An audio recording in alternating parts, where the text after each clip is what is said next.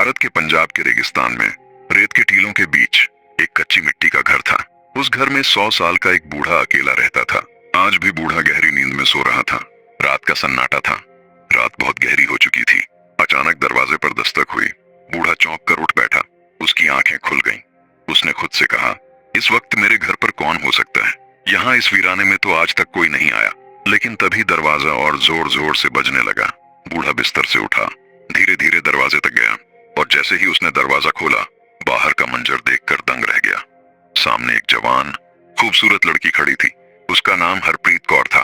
बूढ़े ने जैसे ही हरप्रीत को देखा, उसे एक अजीब सी कशिश महसूस हुई। वह बस उसे देखता ही रह गया। अपनी नजरें हटाने से कासिर था। बूढ़े ने पूछा, तुम कौन हो और इस वक्त इस वीराने में क्या कर रही हो? हरप्रीत ने जवाब दिया, मैं पटियाला जा रही थी, मगर रास्ता भूल गई। मुझे अपने घर में एक रात रहने दो, सुबह होते ही चली जाऊंगी। बूढ़ा हरप्रीत को देखकर जैसे मदहोश हो गया। वह बोला, अंदर आ जाओ। हरप्रीत घर के अंदर आई। बूढ़े ने उसे एक कोना दिखाया और कहा, यहीं सो जाओ। हरप्रीत लेट गई और सो गई। लेकिन रात के आखिरी पहर में उसे महसूस हुआ कि कोई उसके पास खड़ा है। उसने धीरे से आंखें खोली। देखा बूढ़ा वहीं खड़ा है। वह उसे अजीब सी नजरों से देख रहा था। हरप्रीत झटके से उठ बैठी। बोली, क्या हुआ? तुम यहाँ क्या कर रहे हो? बूढ़ा बोला, कुछ नहीं, तुम्हें ठंड लग रही होगी, चादर देने आया था। हरप्रीत ने गुस्से से चादर ली, उसे ओढ़ा और फिर लेट गई। लेकिन हरप्रीत के सो जाने के बाद भी बूढ़ा वहीं खड़ा रहा। उसकी आंखों में अजीब सी चाहत थी। वह बस हरप्रीत को देखता रहा। सुबह हुई। हरप्रीत ने शुक्रिया अदा किया और घर से निकलने लगी। तभी बूढ़ा बोला, कहाँ जाओगी? तुम जवान लड़की हो, पटियाला तो यहाँ से बहुत दूर है। बूढ़ा करीब आया। उसने हरप्रीत का हाथ पकड़ लिया। बोला, आज की रात रह जाओ, बस एक रात की बात है। हरप्रीत ने गुस्से से हाथ छुड़ाया और कहा, एक रात का क्या मतलब? बूढ़ा बोला, फिर मैं तुम्हारे जाने का कोई इंतजाम कर दूंगा। उसकी आंखों में वही अजीब सी नजरें थीं, जैसे मन ही मन कोई चाल चल रहा हो। हरप्रीत उसकी बातों में आ गई और ठहरने के लिए तैयार हो गई। बूढ़ा उसे देखता रहा, जैसे वह चाहता हो कि हरप्रीत उसके पास आ जाए। रात हो चुकी थी। हरप्रीत कोने में अपने बिस्तर पर लेट गई। बूढ़ा भी अपने बिस्तर पर लेट गया। जब रात का आखिरी पहर आया, सन्नाटा गहरा था। बूढ़ा चुपके से उठा, धीरे धीरे कदम बढ़ाता हुआ हरप्रीत के पास पहुंचा। वह काफी देर तक उसे देखता रहा, फिर उसके पास बैठ गया। उसने नरमी से हरप्रीत के माथे पर हाथ फेरना शुरू किया। अचानक हरप्रीत की आंख खुल गई। वह हड़बड़ाकर उठ बैठी। क्या हुआ? तुम यहाँ क्या कर रहे हो? उसने गुस्से में पूछा। बूढ़ा उसकी आंखों में देखता रहा, जैसे किसी ख्वाब में खोया हो। फिर बोला, मैं तुम्हें तकिया देने आया हूँ। बिना सिरहाने लेटी हूँ, तुम्हारी गर्दन में दर्द हो जाएगा। ये लो तकिया। हरप्रीत ने तकिया लिया, नाराजी से मुंह फेर लिया। बोली, जाओ यहाँ से। बूढ़ा वापस अपने बिस्तर पर लेट गया। रात को वह खुद से बातें करने लगा। सुबह ही हरप्रीत चली जाएगी, आज मेरा आखिरी मौका था। मगर वह भी चला गया। फिर बोला, नहीं, मैं उसे ऐसे ही नहीं जाने दूंगा। कोई ना कोई चाल चलनी होगी। मुझे कल किसी तरह उसे रोकना होगा। इन्हीं सोचों में डूबा बूढ़ा आखिरकार सो गया। सुबह हुई। हरप्रीत उठी और बूढ़े के पास आई। उसने कहा, अगर मेरे जाने का बंदोबस्त हो गया हो तो मुझे रवाना कर दो। बताओ, क्या इंतजाम किया है? बूढ़ा उसे कुछ पल चाहत भरी नजरों से देखता रहा, फिर धीरे से बोला, नहीं, तुम आज यहाँ से नहीं जा सकती। बूढ़े की ये बात सुनकर हरप्रीत हैरानी से उसे देखने लगी। उसने पूछा, क्यों? मैं क्यों नहीं जा सकती आज? बूढ़ा बोला, तुम्हें एक रात और रुकना होगा। हरप्रीत ने हैरानी से उसकी तरफ देखा और कहा, क्यों? क्या बात है? सब खैरियत तो है, मैं क्यों रुकूं? बूढ़े ने नरम आवाज में कहा, अभी तुम्हारे जाने का कोई इंतजाम नहीं हो पाया। उम्मीद है कल एक काफिला यहाँ से गुजरेगा और पटियाला की तरफ जाएगा। जब हरप्रीत ने काफिला सुना तो उसे थोड़ा इत्मीनान हुआ। उसने सोचा, ठीक है, कल काफिले के साथ निकल जाऊंगी। आज की रात और यहीं रह लेती हूँ। बूढ़ा ये सुनकर मन ही मन बहुत खुश हुआ। अपने आप से कहा, एक रात और मिल गई। पूरा दिन बूढ़ा उसे दूर से बैठकर देखता रहा। उसकी निगाहें अब और भी गहरी हो चुकी थीं। रात ढलने लगी। हरप्रीत अपने बिस्तर पर लेट गई। बूढ़ा भी अपने बिस्तर पर लेट गया, मगर उसका दिल अब बेचैन था। वह लेटा रहा, पर उसकी आंखें छत को नहीं देख रही थीं। वह कमरे के कोने में सोई हुई हरप्रीत को घूर रही थीं। उसकी सांसें तेज थीं। दिल में अजीब सी हलचल उठ रही थी। धीरे धीरे वह बिस्तर से उठा, चुपके से हरप्रीत के पास गया, उसे ऊपर से नीचे तक देखने लगा, फिर उसके पास बैठ गया और उसके बालों को नरमी से सहलाने लगा। अचानक हरप्रीत हल्की सी हिली। बूढ़ा डर गया कि कहीं वह जाग न जाए। वह घबराकर वापस अपने बिस्तर पर लेट गया, मगर उसने वहीं से हरप्रीत का हाथ पकड़ लिया। उसका चेहरा देर तक देखता रहा, उसकी आंखों में अब सिर्फ तमन्ना नहीं बल्कि कोई पुरानी प्यास जाग उठी थी। तभी अचानक हरप्रीत की आंख खुल गई। वह चीख पड़ी, लेकिन बूढ़े ने झट से उसका मुंह दबा दिया ताकि आवाज बाहर ना निकले। फिर वह हड़बड़ाकर अपने बिस्तर पर लेट गया, ऐसे लेट गया जैसे कुछ हुआ ही ना हो। हरप्रीत सारी रात सोचती रही, ये बूढ़ा मेरे पास क्यों आया था, क्या करने की कोशिश कर रहा था। उसके इरादे ठीक नहीं लगते। वह डर के मारे कांपती रही। सोचते सोचते आखिरकार उसे नींद आ गई। सुबह हुई। हरप्रीत उठी और बूढ़े के पास आई।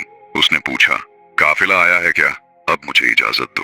बूढ़ा कुछ देर उसकी आंखों में देखता रहा, फिर बोला, लेकिन काफिला तो अभी तक नहीं आया। हरप्रीत चौंक गई। कहा, मगर तुमने तो कहा था कि काफिला आ जाएगा। बूढ़े ने थकी हुई आवाज में जवाब दिया, हाँ आना था, शायद शाम तक आए। हरप्रीत बोली, मैं अब और नहीं रह सकती। बूढ़ा बस सर हिलाकर चुप रह गया। अब वह घर के आंगन में बैठा था और दूर से बूढ़ा हरप्रीत को उसी तरह अजीब नजरों से देख रहा था। हरप्रीत ने मन ही मन कहा, इसकी निगाह मुझे ठीक नहीं लगती। हाँ, मुझे यहाँ से जल्द निकल जाना चाहिए। मैं जवान लड़की हूँ और इसके दिल में न जाने क्या चल रहा है। उसने सोचा, ये रात को मेरे पास आया था, मुझे छूने की कोशिश कर रहा था। आज किसी भी हाल में रात नहीं रुकना चाहिए। शाम को काफिला आए या ना आए, मुझे निकल जाना है। बूढ़ा अब भी उसे दूर से देख रहा था, बिल्कुल वैसे जैसे कोई शिकारी अपने शिकार को देखता है। शाम हो चुकी थी। हरप्रीत उसके पास आने ही वाली थी, लेकिन उससे पहले बूढ़ा खुद उसके पास आ गया। उसने कहा, देखो, लगता है काफिला अब सुबह तक ही आएगा। मैंने सोचा तो मैं खुद बता दूं। उनके पास सामान बहुत होता है, इसलिए धीरे धीरे चलते हैं। आज की रात और रह जाओ। हरप्रीत को गुस्सा आ गया। उसने तेजी से कहा, मैं अब और नहीं रह सकती। चाहे काफिला आए या ना आए, मैं अभी यहाँ से निकल रही हूँ। मुझे अब और बर्दाश्त नहीं। बूढ़ा और करीब आया, बोला, थोड़ी ही देर में रात हो जाएगी।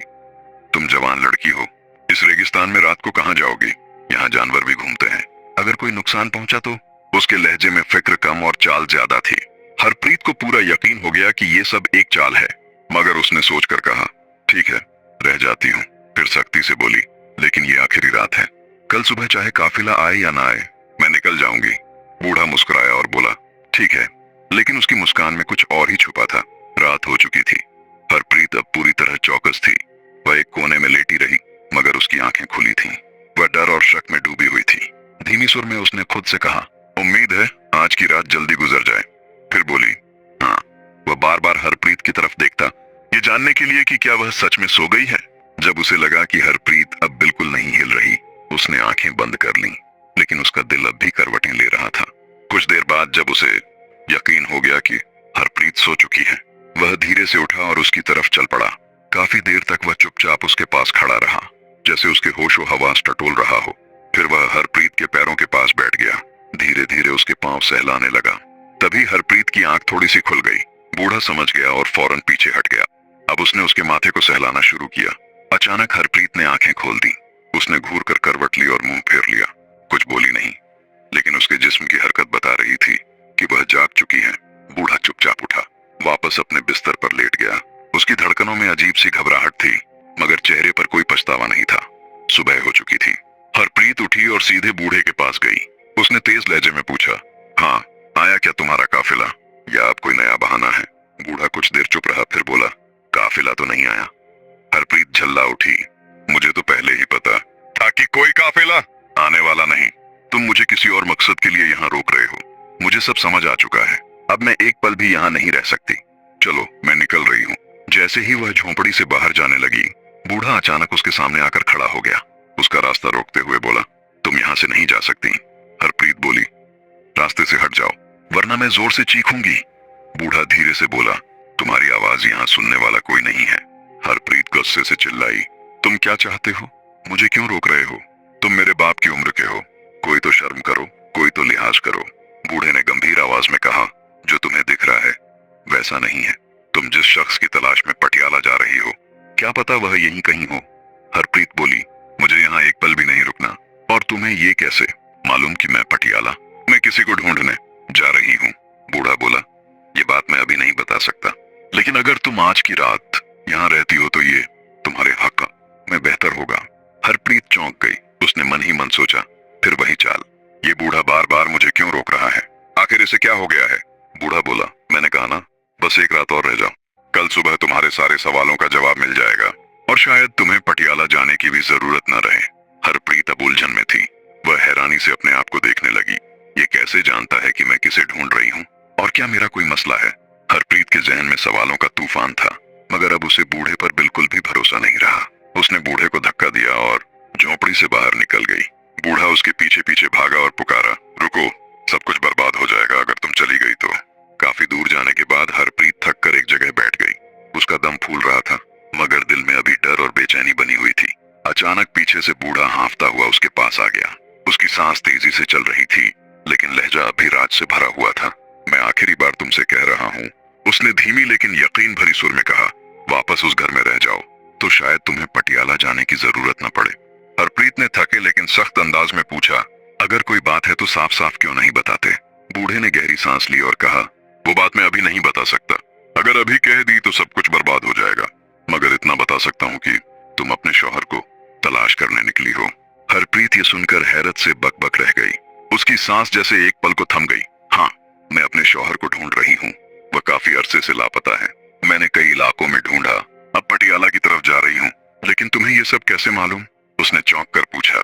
बूढ़ा बहुत संजीदगी से बोला, मुझे सब मालूम है, मगर तुम्हें मेरे साथ एक रात गुजारनी होगी, तभी मैं तुम्हें सारे सवालों का जवाब दे पाऊंगा।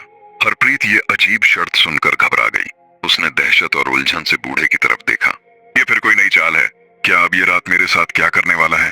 वह मन ही मन सोचने लगी। बूढ़ा वहीं खड़ा रहा, बहुत गंभीर और ठहराव से भरा हुआ। उसकी आंखें अभी हरप्रीत पर जमी थीं। कुछ देर सोच विचार के बाद हरप्रीत बोली, ठीक है, चलो एक रात और वहीं रह जाती हूँ। ये सुनकर बूढ़े का चेहरा खुशी से खिल उठा।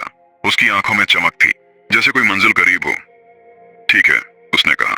हरप्रीत और बूढ़ा अब वापस घर की तरफ चल पड़े। हरप्रीत आगे चल रही थी, बूढ़ा उसके पीछे। उसकी चाल में अब तवीलियत नहीं थी, बल्कि ठहराव था, मगर निगाहों में वही पुरानी हलचल अब भी थी। वह मन ही मन सोच रहा था, आज की रात कितनी मुश्किल से आई है और इस रात को मैं यूं ही नहीं जाने दूंगा। रात हो गई। हरप्रीत, जो अब बहुत होशियार हो चुकी थी, अपने बिस्तर पर लेटी रही, लेकिन उसकी आंखें खुली थीं। वह जाग रही थी, धीमी सुर में खुद से बातें कर रही थी और हर आहट पर चौकस थी। बूढ़ा अपने बिस्तर से उसे देखता रहा। जब रात का आखिरी पहर आया और उसे लगा कि अब नींद का असर हो रहा है, वह धीरे से उठा और हरप्रीत के पास जाकर बैठ गया। वह उसे प्यार भरी नजरों से देखता रहा, फिर उसका हाथ पकड़कर अपने सीने से लगा लिया। हरप्रीत ने झटके से हाथ छुड़ाया और गुस्से से मुंह फेर लिया। बूढ़ा चुपचाप उठा और फिर अपने बिस्तर पर लेट गया। उसकी आंखों में कोई पछतावा नहीं था, बस एक इंतजार था जो अब अपने अंजाम के करीब था। सुबह की पहली किरण झोंपड़ी की मिट्टी भरी दीवारों से छनकर अंदर आई। हरप्रीत पहले से जाग रही थी। उसके चेहरे पर नींद नहीं, बल्कि बेचैनी और डर साफ दिख रहा था। इस बार उसने बिना कुछ कहे, बिना बूढ़े से पूछे वहां से निकलने की तैयारी की। जैसे ही वह झोंपड़ी से बाहर जाने लगी, उसकी नजर एक कोने में बैठे शख्स पर पड़ी। वहां एक नौजवान बैठा था, खूबसूरत रोशन चेहरा, साफ सुथरे कपड़े पहने हुए, मगर उसका चेहरा दूसरी तरफ था। हरप्रीत हैरान रह गई। वह उसके पास गई और पूछा, तुम कौन हो? नौजवान ने धीरे से अपना चेहरा उसकी तरफ घुमाया। हरप्रीत उसे देखकर हैरत से बक रह गई, जैसे उसके पैरों तले जमीन खिसक गई हो। वह जोर जोर से चिल्लाने लगी, क्या?